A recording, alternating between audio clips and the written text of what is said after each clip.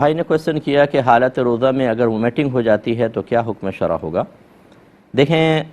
Vomiting میں تین چیزیں جمع ہوں گی تو روزہ ٹوٹے گا۔ ایک ان میں سے خارج ہو جائے، ایک بھی نہ ہو تو روزہ نہیں ٹوٹے گا۔ مثلا روزہ یاد ہو، جان بوجھ کر کوئی ایسا عمل کریں کہ جس سے وومیٹنگ ہو، اور وہ پریشر کے ساتھ وومیٹنگ آئے جس کو منہ بھر قے کہتے ہیں۔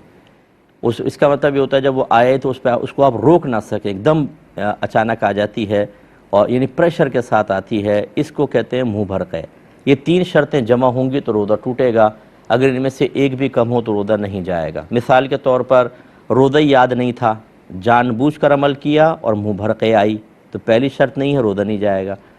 روزہ یاد تھا، جان بوجھ کے عمل نہیں کیا، ویسے بہت زیادہ ہم لوگ کھا لیتے ہیں نا، ٹینکی اوپر تک فل کرتے ہیں تو متلی ہو گئی اور وومیٹنگ ہو گئی بغیر ہمارے کسی عمل اختیار کیے، اور ہے منہ بھر، تو بیچ والی چونکہ شرط گئی، روزہ نہیں جائے گا۔ روزہ یاد ہے اور جان بوجھ کے عمل کیا لیکن منہ بھر قے نہ آئی، تھوڑی سی آئی، ہلکی سی، تو جیسے بعض اوقات ڈکار آ جاتی ہے اور حلق میں مرچ وغیرہ آ جاتی ہے، تھوڑی بہت منہ میں آ جاتی ہے کوئی چیز، تو اس کو پھینک دینا چاہیے، روزہ اس سے قائم رہے گا۔ تو یہ تینوں شرطیں جمع ہوں گی تو روزہ ٹوٹے گا۔ اب مثال کے طور پہ روزہ یاد ہے اور کسی نے کوئی ایسا عمل کیا جس سے اس کو، یعنی جیسے کوئی مطلب یہ کہ جان بوجھ کر، جیسے بہت زیادہ پیٹ بھر جاتا، طبیعت بہت خراب ہو رہی ہے تو اس نے جان بوجھ کے ایسا عمل کیا کہ وومیٹنگ آئے اور منہ بھرتی، تو پھر روزہ جائے گا۔ یہ بس ذہن میں رکھیں، تین شرائط کے ساتھ روزہ جاتا ہے۔ ایک انہوں نے کہا کہ یہ عورت نے مطلقہ خاتون تھی، بچہ تھا، شادی کر لی، اب پہلے والد کا نام اس کے بچے کے ساتھ لکھیں گے دوسرے والے کا؟ دیکھیں، جو والد ہوتا ہے اسی کا نام ساتھ لکھا جاتا ہے، دوسرے کا نہیں لکھ سکتے ہیں، بلکہ کسی غیر والد کی طرف بچے کو منسوب کرنا یہ گناہ ہوتا ہے اور جہنم کا راستہ ہے، یہی حکم حدیث ہے، تو لہٰذا ایسا ہی ہوگا۔ لیکن بعض اوقات ایسا ہوتا ہے کہ اگر موجودہ کوئی شخص ہے، سرپرست کے طور پہ اس کا نام نہ لکھیں تو پھر پہلے والے والد کو بلایا جائے گا، اسی میں ڈاکومنٹس، اسی کی بیس پہ ڈاکومنٹس بعض اوقات بنتے ہیں اور دیگر معاملات ہوتے ہیں، اور وہ تو دوبارہ قابو میں آئے گا نہیں اور پتہ نہیں کہاں چلا گیا، اس سے ہو جاتی ہیں کافی پرابلمز۔ ایسی صورت میں پھر ہم اجازت دیتے ہیں کہ اگر اس طرح کا کوئی مسئلہ ہو تو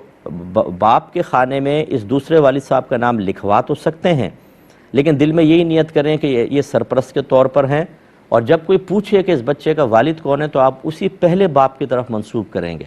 اسے اسی کی طرف منسوب نہیں کریں گے، منسوب وہیں کریں گے۔ جو بھی کوئی پوچھے گا یہ کس کا بچہ ہے، جو فلاں کا بیٹا ہے، اس کا مطلب یہ ہے کہ یہ جو بھی آپ نے بظاہر باپ کے خانے میں غیر باپ کا نام لکھا ہے، صرف مجبوری کے تحت لکھا ہے، تو اس کی گنجائش نکلے گی۔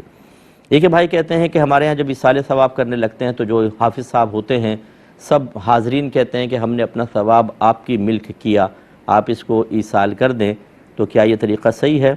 جی ہاں، یہ طریقہ ہمارے ہاں رائج ہے۔ اس کا مطلب کیا ہوتا ہے کہ سب یہ کہتے ہیں کہ ہم نے یہ ثواب آپ کو ایصال کر دیا۔ ایصال ثواب حدیثوں سے ثابت ہے، اس کا مطلب یہ ہوتا ہے کہ اب ان سب کا ثواب اس شخص کو حاصل ہو گیا۔ ہمارے فقہ حنفی میں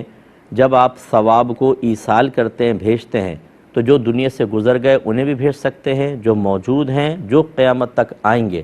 ان سب کے لیے آپ نیت کر سکتے ہیں۔ علامہ ابن عابدین شامی صاحب رحمۃ اللہ علیہ نے رد المحتار میں پوری